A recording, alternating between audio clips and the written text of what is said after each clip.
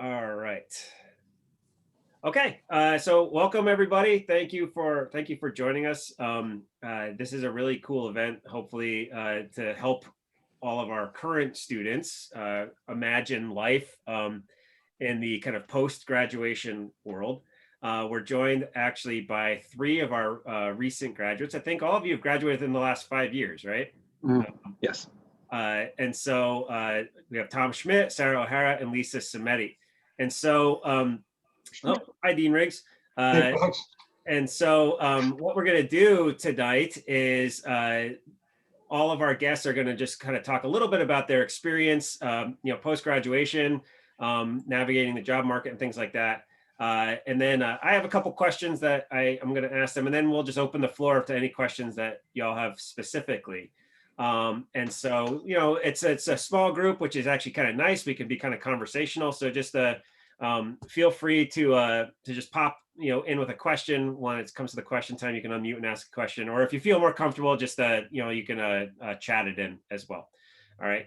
So we should have settled on an order, but let's see. Maybe Lisa, would you like to go first and just kind of tell us a little bit about your experience? I would love to. So I'm Lisa Cimetti. I graduated 2016. And experience-wise, are you talking like job experience now, like where I'm at now? Yeah, just tell us about your life after graduation, how you ended up in your job and how you've navigated it and things like that. All right. So my first year out of Wilkes, I kind of did a like mom and pop insurance and like tag place in PA, just trying to find out what I wanted to do. And then about a year into that, I applied to Independence Blue Cross in their call center for government markets. So I was in the Medicare call center. And I was able to work my way up pretty quick in the call center, and went from just rep to senior to an advocate and then team lead. And then I now am in our small and large groups on the commercial side, doing client escalations. One of our biggest partners, or I guess our membership is with Comcast. So I work a lot on Comcast issues and making sure that members are satisfied and trying to find out what general issues are. We had, obviously with COVID, insurance and healthcare was completely blown up this past year. So we've had a lot with coding issues, how things are going to be coded, the procedure codes, diagnosis codes, how are we going to cover it? Are plans going to cover them in full? Are you only going to get some coverage with COVID? So like for us, for example, with Comcast, because they're such a large organization, it was interesting to see how for them, they were going to cover everything in full for a COVID diagnosis. So whether you went into the hospital for possibly a day to I think the highest I've seen so far was only like a $2 million claim, and everything covered in full. Member walked out a month later, no issue. So definitely been interesting to see how the pandemic has been shaping the insurance side of the world. So obviously I took a very different route than the next two, just kind of going more in like private sector and health insurance, which does not relate to history at all. But I'll explain later how it can. Everything has a history, right, Lisa? Yes. All right. Hey, Tom, why don't you go next? Tom has you graduated in 2017, Tom, right? No, 16 with Lisa. 16, that's right. Yeah. And he's been growing that magnificent beard ever since. Since. Yeah. So I'll back up just a little bit. So I was born and raised in Mountaintop, which is only 15 minutes away from Wilkes-Barre. When I attended Wilkes, I had a history major as well as a political science major with an international studies and women's and gender studies minor. When I was still in my undergrad, I had 2 internships, one with Congressman Matt Cartwright and the other with Congressman Brendan Boyle. After college, I was slated to go to China to. Oh, I'm getting an echo. Lisa, can you mute for a second? Oh my God, I'm so sorry. I am never on these, so. I was slated to go to China. I was going back and forth on whether or not I would go. Eventually, I decided that I would stay in the United States. So after some searching, I was able to get a position with Governor Wolf in his Constituent Affairs Office. When I was there, I was doing constituent services. So if any resident of Pennsylvania were to call up, needed help managing a state agency issue, I would help them navigate that pipeline. Additionally, I would record their sentiments on the governor, try to pass along the governor's messaging, and hopefully change their mind if they were to be sort of irate with them. I didn't have that much of a success record, but oh well, that's politics after all. But after about a year and a half of doing that, I shifted over to the Department of Community and Economic Development, where I do research for the Office of International Business Development. The goal of that office is to bring economic vitalization to the Commonwealth by convincing international companies to locate to the Commonwealth, and then for companies located here in Pennsylvania to help them navigate any trade issues that they might find while exporting their markets overseas, while exporting their products overseas.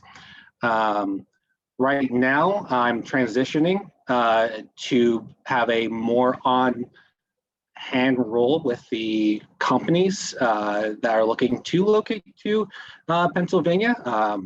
Over the last 3 weeks, I've been having fairly regular meetings with them. So if everything goes right, it'll be a permanent position, and I'm very, very excited about that prospect. Great, thanks, Tom. And last, we have Sarah O'Hara. And Sarah, you graduated in 2019, right? So close. 18. Off by I'm off. Struggling. I'm struggling tonight. It's been a long year. So, all right, take it away, Sarah. Right. Hi guys, like Dr. K said, I'm Sarah O'Hara. I graduated class of 2018. So when I graduated from Wilkes, I graduated with my history degree. I also had a secondary ed minor and a psych minor. So I had, once I switched into the history department, I was like, all right, I guess I'll teach, and here we are. So when I first graduated, I moved back home and actually ended up being the building substitute at the middle school I went to back in Doylestown, Pennsylvania. I had the opportunity for about a month and a half. There was a lot of shifting within our social studies department at that building. So I had the opportunity to be a long-term sub for a little bit, teaching 7th grade history, which was super fun. If you've taken Dr. K's, which you should have taken Dr. K's history 102 class. That's basically what I was teaching, which was great. He got multiple panicked phone calls when I was thrown into the fire. At the end of that school year, I kind of shipped back out in search of a history teacher's position, because that's the dream, right? I don't know if any of you are education students, but last year I was hired at New Hope Solbury High School, where I took over their gifted program up at the high school. So I now teach a 9th grade gifted seminar, which I cover college and career planning and all that fun stuff. I also teach philosophy, which is wild, with high schoolers. In the last 2 years, I've been shared with the middle school. So last year I was working in a 6th and 7th grade social studies classrooms just to kind of provide extra enrichment to those gifted students in those classes. And this year, teaching in a pandemic, I've basically been IT support for the youngsters, which is an experience in and of itself. This school year, I also had the opportunity to take over, work with my assistant principal and kind of tag team on starting and running our student equity program, our committee, which has been really, really cool, especially with so many recent historical events that we're all living through here, which has been really, really fun so far. My kids are really into it. So it's really cool to see them kind of coming up through it. But so far, it's been a cool experience. I'm ready to stop teaching online, as I'm sure all of our professors on here are as well, and kind of shift back into normalcy. And then we can teach about this eventually, because we're living through major historical events every day. All right, thank you, Sarah. So hopefully all of you are able to see from everybody who's joining us tonight. One of the reasons that I asked Tom, Lisa, and Sarah to be here tonight is one, because they're awesome, but two, because they all kind of follow different paths after graduation. They've all ended up in kind of different industries. And I think that they'll be the first to admit that sometimes the path after graduation is not always the one that you expect, right? Or a completely straight line, often kind of zigging and zagging. And so we were just kind of joking about this before. And as Lisa said in her little intro, what does history have to do with insurance? So my question that I want to ask all of you to reflect on, and you can go in whatever order you want, is how did your history degree help you prepare for the kind of challenges that you have confronted, in getting a job, in navigating the workplace, in the types of, projects that you've had? Do you think that the degree helped you in any way to prepare for that kind of stuff? I can dive in first if you guys want. So obviously being in a social studies department, technically having that history degree is huge, just because that's what I cover. Not necessarily, especially teaching a philosophy course, not necessarily what I thought I would ever be teaching. Dr. K can attest to this. American history is my bread and butter. But having that background from other classes that I took while I was at Wilkes really helped me, just because I didn't have a ton of just general knowledge for philosophy when I took over the class last year. But it's been huge being able to look back at what I was doing, and like I said, the new committees that I'm working on with my students, and even just when a lot of my upperclassmen come to me about life or what to do after high school and things like that, I have a lot to pull from my history classes. Just kind of like, okay, well, if you look at X, Y, and Z, like you can figure out A, B, and C here. So that's been really helpful for me, at least. Great, thanks. So there's a few things I think my history degree really helped me on. The number one skill I would argue is writing. When you're a history major, I think most of you can attest that you're doing a lot of writing. Over the next, I don't know what year everyone here is, but over the next several years, really try to hone your writing skills. Don't just try to reach that page limit. Try to refine your writing abilities, because that will be a universally marketable trait.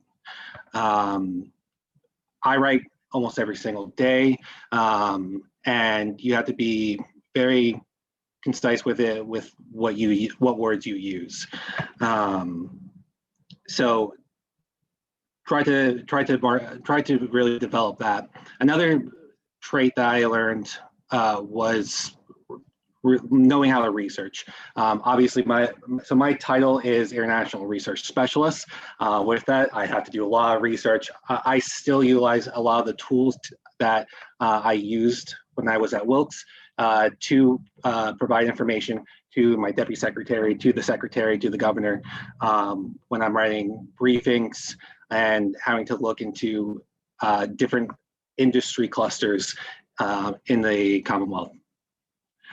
So those two skills, I would say, try to really focus on because you will most likely be using them over the course of your career. I'm gonna agree with Tom on the fact that words matter and how you word something is gonna matter.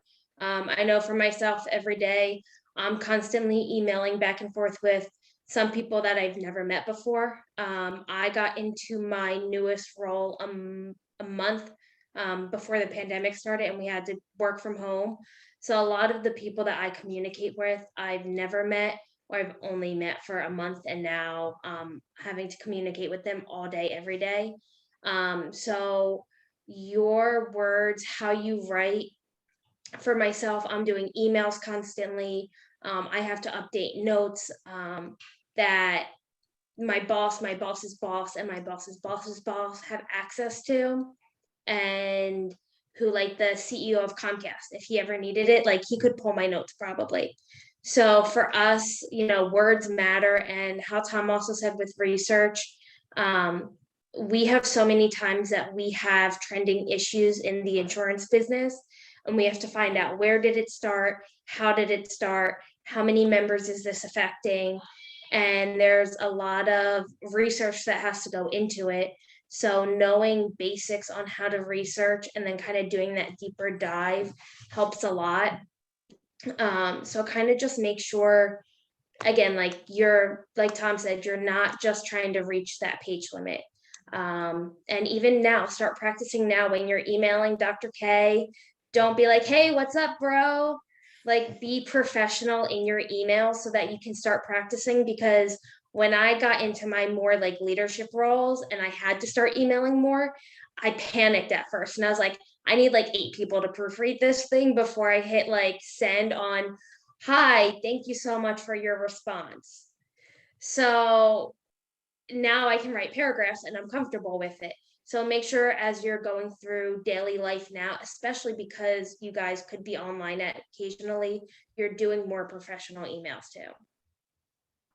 And to follow up on that, I think that when you're done with writing a paper, I think a good form would be to look back and see, how can I make this shorter? How can I deliver the same idea, but just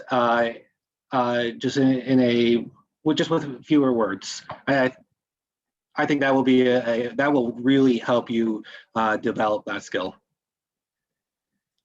Great. I promise I didn't coach them before this, but this is music to my ears. So thank you all.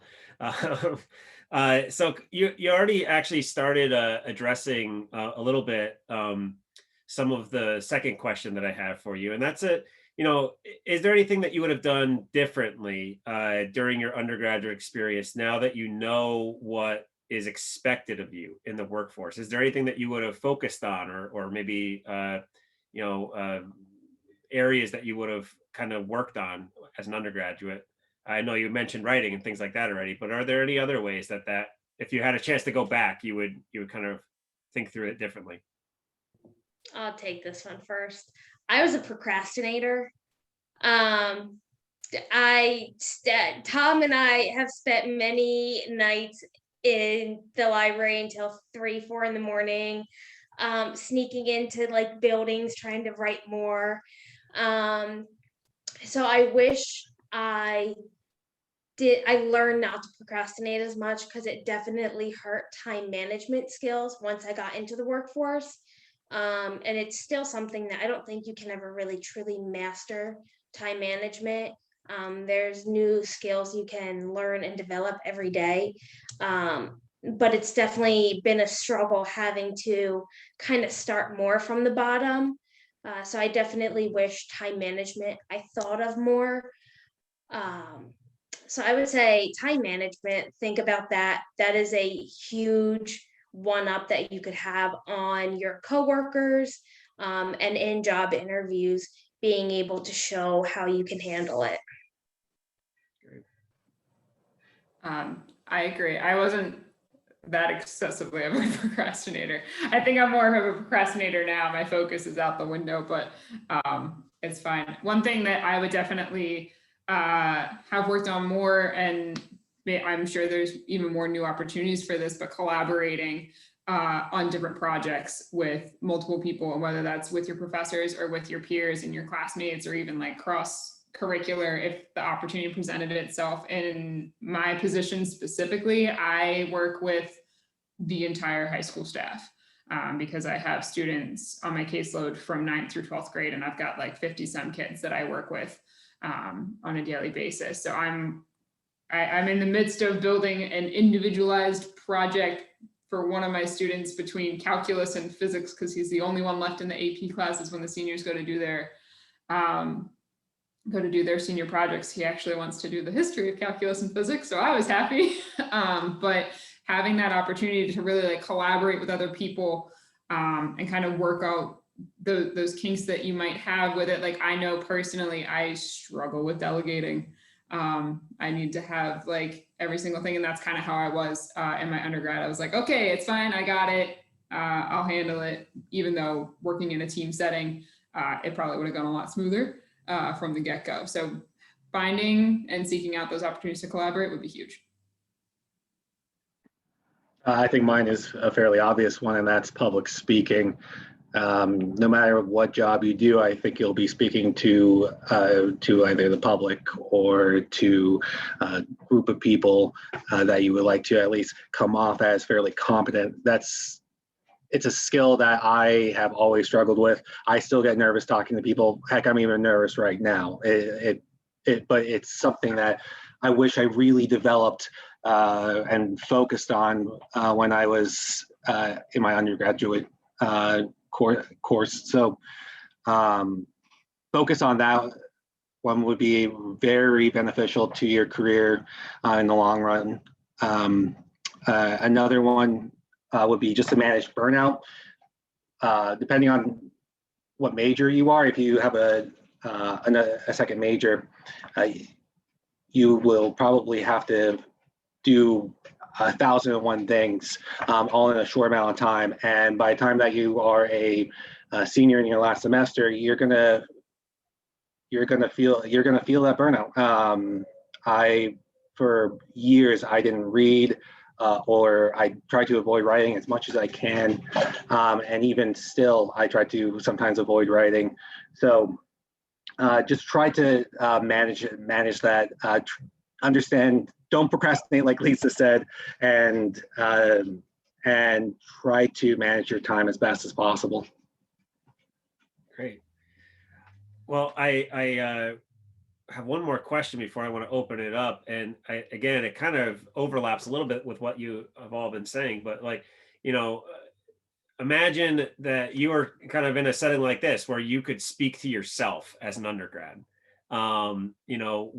What bits of advice do you think that you would have based off of your experience about getting a job and, working in a complicated environment and things like that? If you could give yourself advice, if you could go back in time 5-6 years, and tell yourself something that you have learned since you graduated, what do you think that would be, or what things would that be? I would say for me, don't be afraid to network. In my line of work, honestly, my job's networking has gotten me every single job that I have. It was a family friend that got me my first job at the mom and pop shop. My second job came from my girlfriend's father. And then all of my promotions pretty much came off of my boss that I had a really good relationship with. And then my current job, I got into a program. It's called Building Blocks with Independence. And it's taking people that they think can be leaders in the industry and having them grow and develop and learn all new types of skills. And I actually met my current boss in that program. And I reached out to her later on saying that, I was interested in what they did. And they actually had a job opening. So for me, networking is huge and I hate it. I don't like talking to new people. It freaks me out. I had to go to this program once that we weren't allowed to sit with anyone from Independence Blue Cross. We had to sit with like random people. So I picked the group of little old ladies because I was like, you seem nice. And at the time I was working in Medicare. So I was like, I can talk to you about insurance. I got something going for me. So I would say learn how to network now, practice doing it. And, it can be anything from, you, like Sarah was saying, collaborating with someone else, or, talking to someone in a class that you normally don't talk to and trying to learn from them on what they're doing their project on. But definitely, I wish I knew more about networking previously because I didn't know how much it could mean once you get out in the world. Because sometimes the difference between you getting a job and you not getting a job is who you know or don't know. I can definitely agree with Lisa on that. No matter what field you're going into, who you know does matter. And that's huge. Another thing that I learned really quickly right out of the gates my first summer after I graduated and the second summer after I graduated is to just learn from mistakes or rejections. I probably have been through like 30, 40 some interviews since I graduated. And it was grueling and it sucked. But I was able to learn what principals wanted out of their teachers in various school settings. I interviewed at such a wide variety of schools, like urban, suburban, very specialized for kids who need social emotional support, things like that. And everybody's looking for something different, and learning from each interview was huge, to the point where I was like calling people that I did work for, calling people that I had worked with in the past, and sitting down with them and going through mock interviews and things like that. So just learning from those rejections. It sucks in the moment. I'm not going to sugarcoat it. I tell my students that all the time, but it's a learning opportunity. Every failure is a learning opportunity. So take it as that, and not that like you're not worth the job because you just might not be the exact candidate they were looking for, but you can learn from that. Yep, and I could also personally attest to Lisa's claim, what Lisa said. When I was going to go to China, I was actually introduced to who would have been my boss by Dr. Kukin. When I turned that down and went to the governor's office, a friend who was already in that office gave my application to who would be my boss at the time. And then when I transferred over to the Department of Community and Economic Development, I had an introduction by two directors in the governor's office.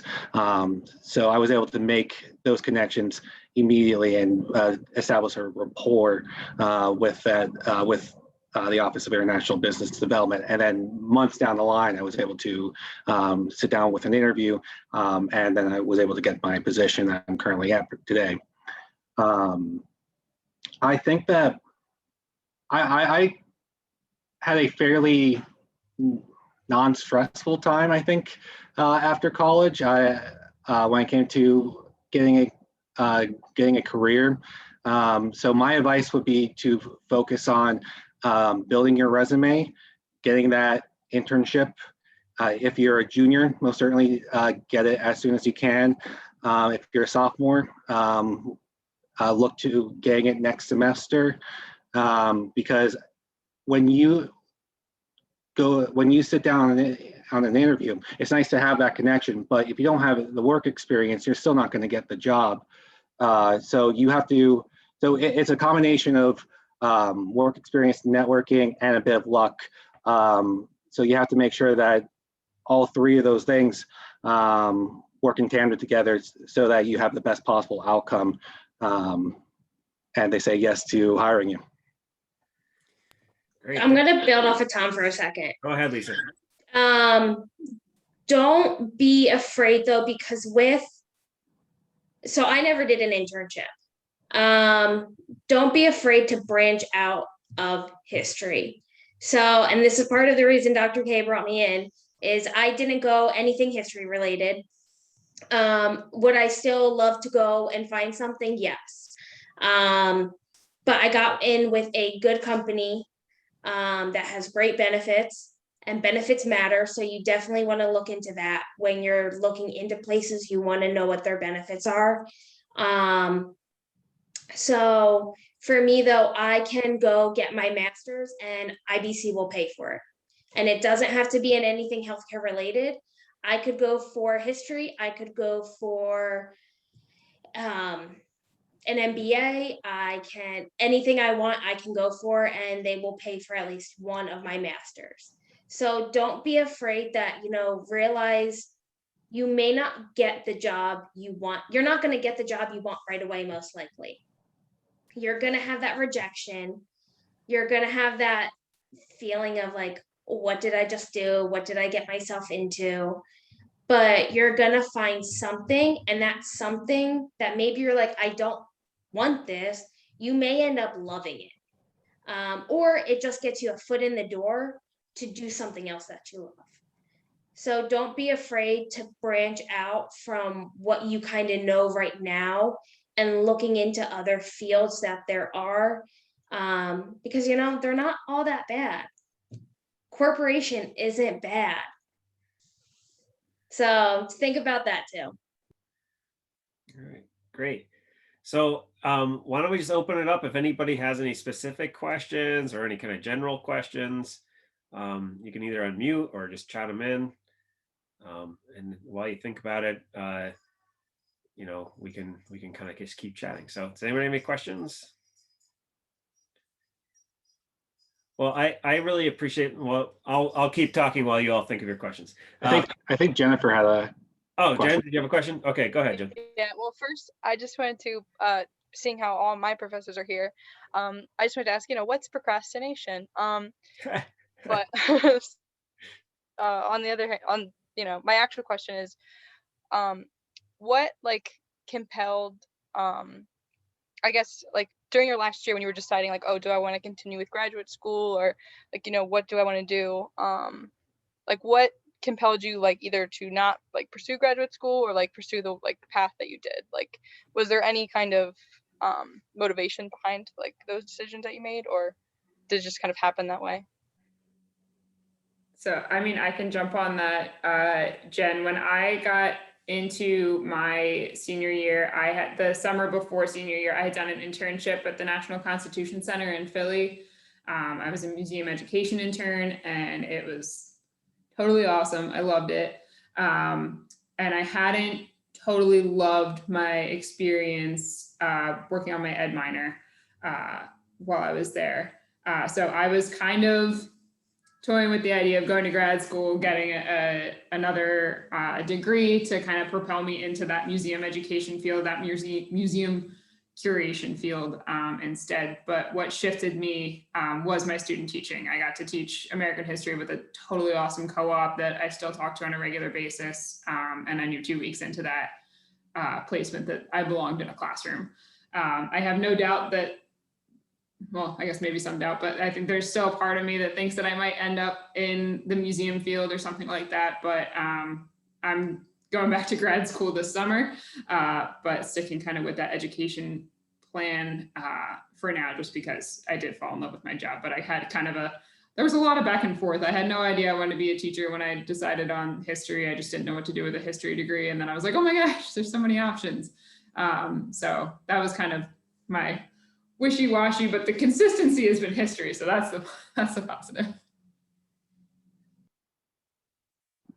And I was very much into international relations.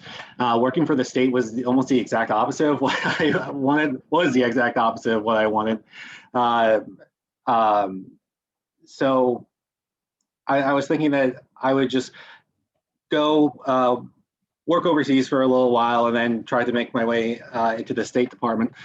But when I got my girlfriend at the time, I'm still with to this day, I decided that I'm going to stay here in the United States, and I'm glad I did. And then when my friend told me about the opportunity at the governor's office, I decided to take it. And it was a great time in the governor's office. But when I was ready, I wanted to dip my feet back into like the international realm. So now I'm with the Office of International Business Development. I'm doing things to benefit the state of Pennsylvania, and I'm able to work in that international space. So it's honestly like the best combination of both worlds.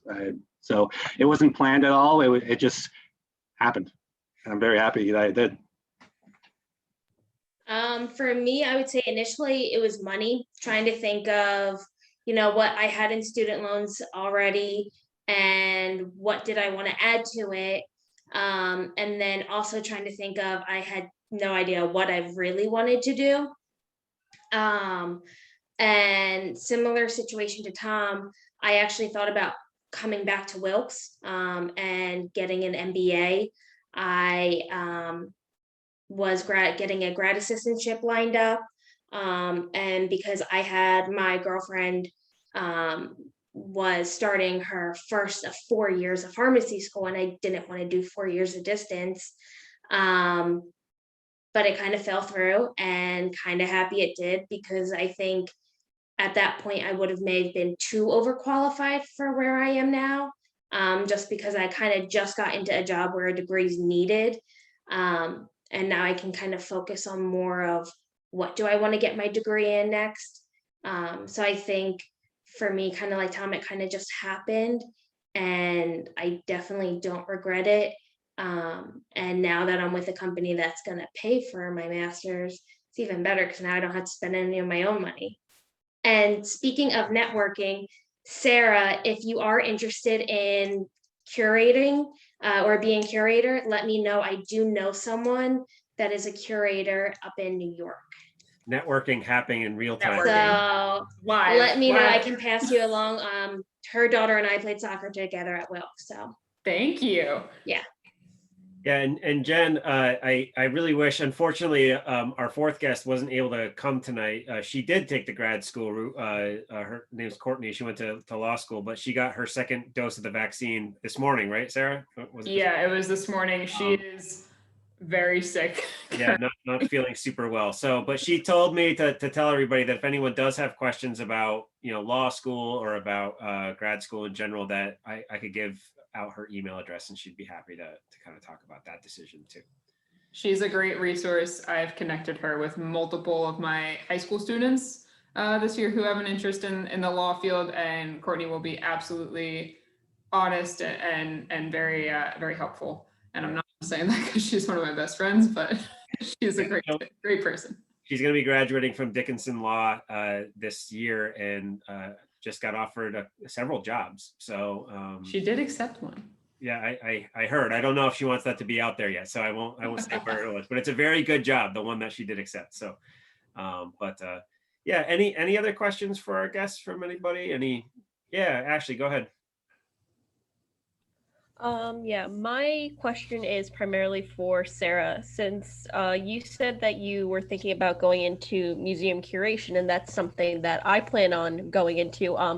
If you do plan on going into it, what steps would you plan on taking to get into that position? So at this point in time, I don't think it's going to happen anytime soon. I'm very in depth, the district that I work with, but I think that with the education that I will have in the next 2 years, I would probably head more in just that museum kind of education route. I don't know if you've done any work with area museums or anything. More networking, I can absolutely put you in contact with the museum education department at the Constitution Center. I still know a couple people that are still there, and they're super helpful. But I think from here, it would be kind of reaching out and making those connections again with them, or reaching out to whoever it is that Lisa would like to connect me with. But I think networking would be the best option at this point. But for you finishing up undergrad, if you're a junior or senior in like the next year or so, kind of feeling out where you want to be and having that discussion with somebody who's in the field or who's been in the field, I find is very, very helpful before you kind of make that next step decision. So making those connections before you're like, okay, grad school it is, or maybe you can get into an entry level position with your bachelor's and you get into a situation like Lisa or like myself where our employer is going to pay for that next level of education, which is huge. Because loans are a lot. And I know it's definitely even more of a challenge for Lisa and I now being homeowners. It's that extra expense there. But definitely making some more networking connections to kind of figure out where you're going to fit best and where you want to be, I think is definitely would be good next steps. Great. Any other questions?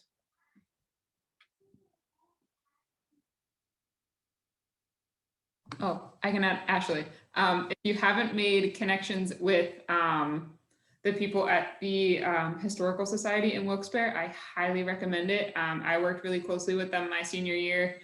My fall senior project with Dr. Wenger in our Native American history class, instead of writing an essay, I redesigned some of the exhibits there, or like redesigned them for how I thought they should look so they were a little bit easier to chew than the really, really long wordy panels if they're still there. But making that connection, they're really great over there and they're super helpful. Yeah, and I'd like to just kind of piggyback off of a few things that our guests have said. I think is very important. I think especially for your first job out of college, right? You don't look at that as a building experience rather than a final destination, right? Any job that you get right out of college is going to teach you so much, and it's going to be that opportunity to kind of build connections with other people and whatnot, or even just get experience and things. Many of you know my story of, I didn't get into the grad schools I wanted to go to as a senior in college. I ended up getting a job at a newspaper, which was like the last thing in the world I thought I was going to do in Boston. The pay was terrible, the hours were long and whatnot. And I knew I didn't want to stay there, but it was a really great experience to kind of learn about myself, learn about work, learn about managing relations with people difficult people sometimes. And so I think that that's a really important thing that I think Tom and Lisa and Sarah have all kind of experienced too, that, it's not the 1950s anymore where you're going to walk out of college and end up in a job where you're going to stay for 30 or 40 years. Right. And so thinking of these as kind of building experiences rather than, this first job is going to be the course I take for the next 30 or 40 years, I think takes a lot of pressure off you too. Right. So that was just something that was mulling around in my head listening to everybody. So does anybody else have any questions, or do any of the other professors or have any words of wisdom to contribute? Or has all of our wisdom been used up? I would just say being open. I would kind of like reinforce that idea, because in your shoes, I would never have imagined that at this point in my life, I would be in my shoes, because I thought I was going to teach high school. And then I went straight to grad school out of undergrad. And then I burned out and I got a really awesome job doing teacher education at an archive, and then ended up back in grad school. So like at all of this stuff built upon each other, none of it is random. It all kind of fits together. I've been doing education for a very, very long time, just in lots of different through lots of different avenues. But also, I never really would have predicted where the next place was going to be. So kind of like Lisa was saying in terms of networking, like you just never know when opportunities are going to come up. So just kind of being open to that. And I know there's lots of pressure to know exactly what you're going to do for the rest of your life at this point in your lives. And Like, the fact is, you don't. I don't know what I'm going to do for the rest of my life, and I'm much older than you. So don't feel that. Try to like let go of as much of that pressure as you possibly can. I know it's really difficult, but that's what I would encourage from my viewpoint. I just wanted to add, John, my first job out of college, I worked for a tree crew in suburban Philadelphia. I was taking a year out between college and grad school, and they put me on the parking lot maintenance crew, which was really a glorified term for someone who picks up trash for a living. So my first job out of college was literally picking up trash on parking lots in Northeast Philadelphia. And if you can close your eyes and imagine a Kmart in Northeast Philadelphia and what you might find on that parking lot. So it was no fun, but we made it fun. And looking back on it, I learned a great deal about myself and people. And the job started at 5:30 in the morning, right? So it's an awful lot of alarm setting and deferring gratification and all that kind of stuff to make it there. But my path has been kind of crooked, but here I am. I'm a dean now, believe it or not. I can't believe it myself sometimes, but I used to tell liberal arts graduates, we all have that friend who knew in 7th grade what they wanted to do, right? Mine was a guy called Steve who wanted to be a veterinarian, and he became a veterinarian, and he's the oddball. The rest of us are normal, right? It's the weird, strange path. So don't panic. Mm-hmm. If you have to pick up trash off a parking lot, that's fine. That's Yep. I don't recommend it. Actually. And just another piece of advice during the interview process. A good thing to think about is that the person interviewing you, they will most likely be working with you. Well, maybe not today in the current environment, but they'll be working with you for 8 hours a day for 5 days out of the week. So you really want to come in, be cheery, all smiles. That goes a long way when you're going through the interview process. I would also say practice your interviewing. I sat down myself and went over like an hour, 2 hours worth of interview practice. When my girlfriend got a job offer, we went through like so much because she's a pharmacist. She had 4 questions and then they offered her the job. Whereas I've heard other people have gone through like 2-hour interview processes and then not gotten the job.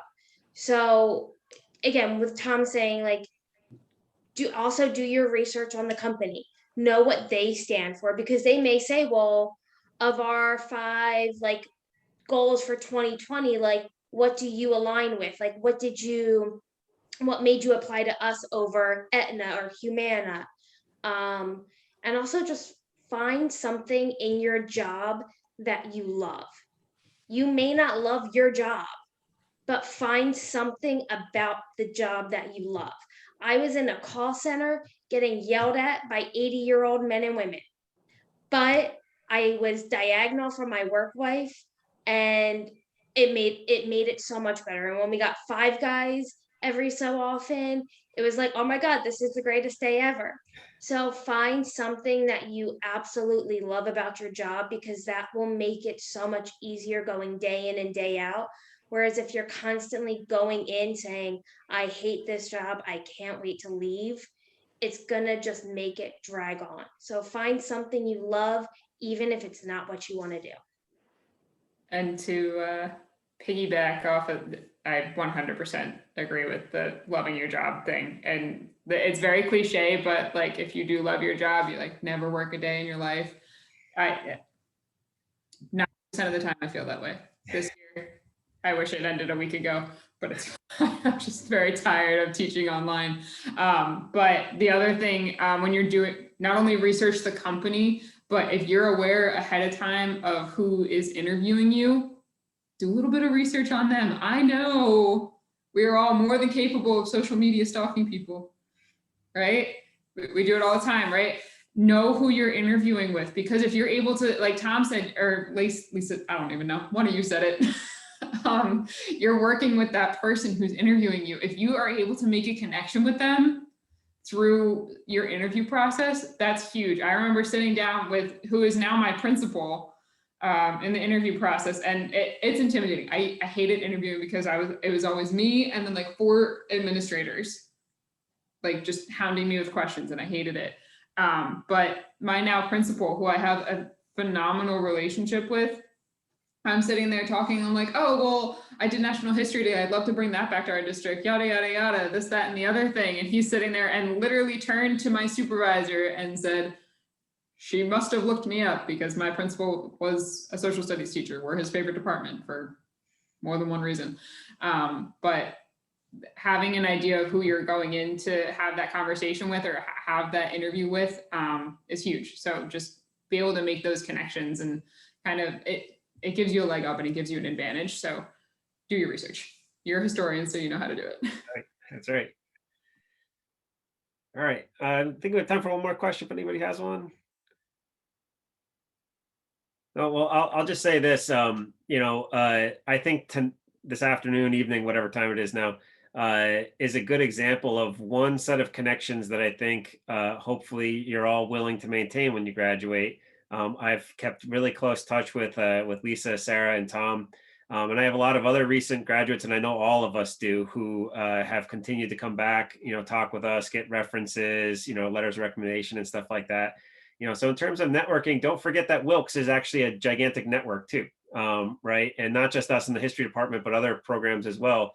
The connections that you make here can actually be very beneficial going forward. And so, don't be afraid to kind of touch base with us and kind of, reach out if you need something, even when you're, year 2, 3, 4 out from Wilkes, we'll still remember you, right? And so anyway, I'm gonna just thank everybody. Thank you, Tom, Lisa, and Sarah. Thank you everyone for joining us and for the good questions. And I'm going to turn off the recording now.